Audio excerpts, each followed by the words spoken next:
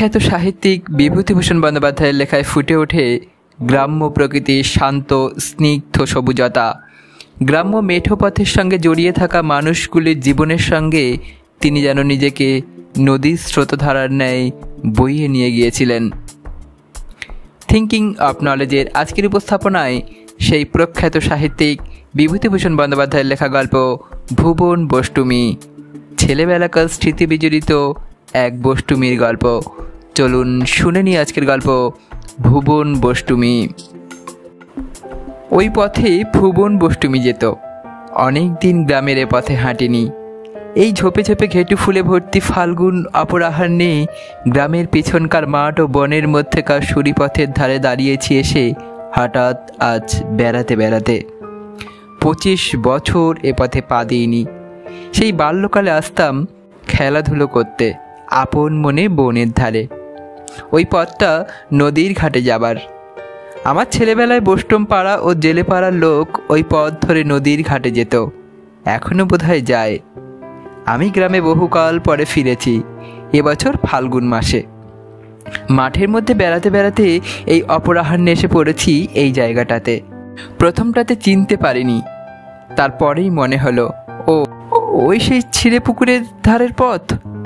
ওদিকে বেলেডাঙ্গার বাউলের ধারের বট অসত্যের ছায় স্নিগ্ধ তীর, আম্রমুকুলের ঘন সুবাস সন্ধ্যার বাতাসে। পৃথিবীর সমস্ত আজ কি অপূর্ব রূপেই প্রকট হয়ে দেখা দিয়েছে আমার চোখের সামনে। একটা বেলগাছ, যুগল কাকাদের বেলগাছ, এটা তাদেরই জমিতে অবস্থিত। ছেলেবেলা থেকেই জানি পাকা পাকা বেল ঝুলছে। কত বেল কুড়িয়ে নিয়ে যেতাম এখান থেকে ছেলেবেলায়, বেশ ভালো বেল। দাঁড়িয়ে দাঁড়িয়ে হঠাৎ ভুবন বষ্টুমীর কথা মনে পড়ল কেন।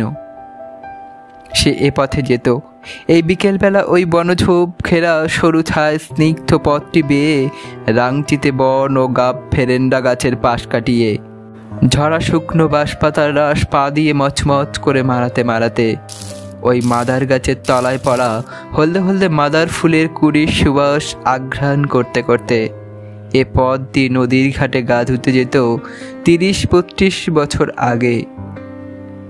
ভুবন বষ্টুমীকে 30-32 বছর আগেই দেখতাম। ফর্সা খাটো মতো মানুষটি, বেশ শান্ত মুখশ্রী, কানে ছিল সেকেলে মাকড়ি, হাতে কাঁচের চুড়ি। বয়স আমার মায়ের সমান হবে, 2-1 বছরের কম বেশি না হতে পারে এমন নয়। আমি তখন 8 বছরের ছেলে, 9 বছরের ছেলে, 10 বছরের ছেলে। জীবনের ওই 3টি বছর পরে আর কখনো তাকে দেখিনি। ভুবন বষ্টুমী আমাকে বলতো, হ্যাঁ গা বামুনদের খোকা, তুমি একা বনে বনে কি করো? আমি সলজ্জ সুরে বলতাম, এই বাবা ঠাকুর যেন আমার কি। যাও যাও বাড়ি যাও, এখানে বড় শেয়াল বেরোয়, ছেলে মানুষ এখানে থাকে না, যাও। যাচ্ছি। আমি এগিয়ে দিয়ে আসবো তোমায় খোকা। না, আমি পারি যেতে। থেকো না, চলে যাও, বামুন দিদি বকবে, নক্ষী ছেলে। যাও মানিক। আর একটু খেলা করব। না, একা বনের ধারে তোমার কি খেলা বাবা? বড় শেয়াল বেরোয় এখানে। বড় শেয়াল তো দেখিনি, সব ছোট শেয়াল। তা না গো খোকা, বড় শেয়াল হলো সেই যার নাম করতে নেই সন্ধেবেলা। বাঘ? নাম করে না, নাম করে না, দুষ্টু ছেলে। এরকম টুকরো কথা হয়তো হয়েছিল কোনো এক বিকেলে, 2-4 দিন হয়তো, তার বেশি নয়। প্রায়ই তাকে দেখতাম ঘোড়া কাখে নদীর ঘাটে যেত এমনই বিকেলে। সে কেন, বষ্টমপাড়ার জেলেপাড়ার কত বউচি যেত। এই পর্যন্ত তার সঙ্গে আমার সম্বন্ধ, ওর সঙ্গে আমার যোগাযোগ নিতান্তই সামান্য। ভুবন বষ্টুমীর ইতিহাস যতদূর আমার জানা আছে বা পরে বড় হয়ে শুনেছিলাম, তার মধ্যে অসাধারণত্ব কিছু ছিল না। সে ছিল গোপীনাথ বৈরাগীর বিবাহিতা স্ত্রী। গোপাল পরামানিকের বাড়ির পিছনে ওদের 2খানা মেটে ঘর ছিল। চাষবাস জমি জমার সামান্য আয়ে সচ্ছলভাবেই সংসার চলত। নিঃসন্তান স্বামী স্ত্রীর ঝামেলাবিহীন সংসার। ভুবনের মুখখানা ছিল সুন্দর, কারণ ওর মুখ আমি মনের চোখে স্পষ্ট দেখতে পাই। তবে ভয়ানক রকমের সুন্দর কিছু নয়। পাড়াগাঁয়ের মধ্যে প্যাচ প্যাচ ধরনের চেয়ে একটু ভালো। ভুবন বষ্টমীর সম্বন্ধে আর একটা কথা মনে আছে, কেউ তার চরিত্র সম্বন্ধে কোনো অপবাদ দেয়নি, অথচ ও পাড়ার অধিকাংশ ঝি বউ সম্বন্ধে সেই ছেলেবেলাতেই কত কানাঘুষো আমার কানে গিয়েছিল।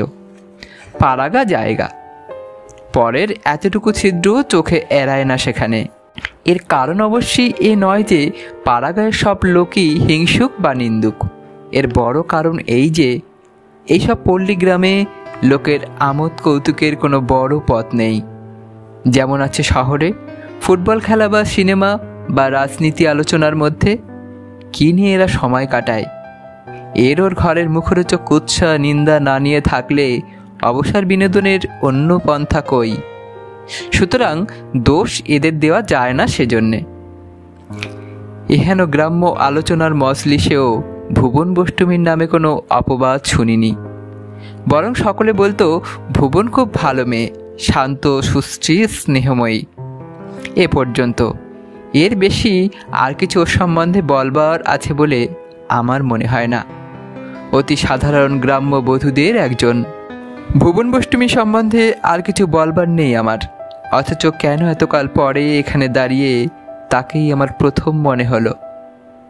এই পথের সঙ্গে, বনফুলের গন্ধের সঙ্গে, ফাল্গুন অপরাহ্নের সঙ্গে ৩০-৩২ বছর আগেকার ভুবন কেন মিশে আছে। আরও কত ঝি বউ তো যেত, তারাও মরে হেজে গিয়েছে আজ কত বছর। তাদের কারো কথা মনে কেন ওঠে না, কারো মুখও কেন মনে নেই? অথচ এতকাল পরে চোখ বুঝে ভাবলেই ভুবন বষ্টমীর মুখ সামনে ভেসে ওঠে, যেমন ভেসে ওঠে আমার মায়ের। এ কথার জবাব নেই। আশ্চর্য হয়ে দাঁড়িয়ে থাকি বনঝোপ ঘেরা জনশূন্য পথে, ফুটন্ত ঘেটু ফুলের ঝাড়ের ধারে। তারপর কতবার, কখনো বসন্তকালে, কখনো গরমকালে, একাধবার শরৎকালের অপরাহ্নে ওই পথে বেলগাছটার তলায় গিয়ে দাঁড়িয়েছি। প্রথমবারের পর আরও অন্ততপক্ষে 10-12 বার, কি তার বেশি, গত কয়েক বছরের মধ্যে। হয়তো অন্য কথা মনে ভাবতে ভাবতে গিয়েছি, কোনো একটা বইয়ের কথা, কি সাংসারিক কোনো সমস্যার কথা, কি অর্থচিন্তা, যাই হোক। কিন্তু যেমন ওখানে গিয়ে দাঁড়িয়েছি, চুপ করে দাঁড়িয়ে মনকে শান্ত সংযত করবার চেষ্টা করছি, অমনি কত বছরের পর থেকে ভুবন বষ্টমীর শান্ত সুশ্রী মুখখানা ধীরে ধীরে মনের মধ্যে ফুটে ওঠে। অথচ ভুবন আমার কেউ ছিল না, আমাদের পাড়ার মানুষও ছিল না সে। খুব বেশি যে তার সংস্পর্শে এসেছি বাড়লে তাও নয়, তার চেয়ে অনেক বেশি মিশেছি যাদের সঙ্গে, তাদের অনেকেই আজ বিস্মৃতির অন্ধকারে বিলীন। কতবার ভেবেছি অবাক হয়ে, কেন এমন হয়, কিছু বুঝতে পারিনি। এতক্ষণ শুনছিলেন বিভূতিভূষণ বন্দ্যোপাধ্যায়ের লেখা গল্প ভুবন বষ্টমী। গল্পটি ভালো লাগলে চ্যানেলটি সাবস্ক্রাইব করে পাশে থাকতে ভুলবেন না। ধন্যবাদ।